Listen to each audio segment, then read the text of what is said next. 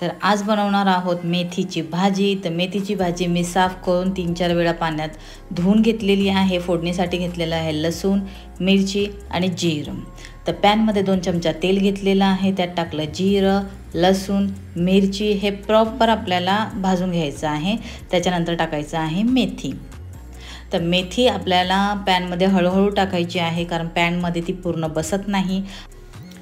त्याच्यानंतर आपल्याला टाकायचं आहे थोडंसं मीठ आणि झाकण ठेवून त्याला पाणी सुटस तोपर्यंत वाट बघायची। पाणी सुटलं की आपल्याला टाकायचं आहे थोडासा शेंगदाण्याचा कूट, आणि जाडसर कूट असेल तर अतिउत्तम। आणि कूट टाकल्यानंतर आपल्याला विदाऊट झाकण ठेवताच आपल्याला स्लो गॅसवर ठेवायचं आहे, आणि आपोआप पाणी आटून जाईल, आणि पाणी आटलं की आपली भाजी तयार आहे।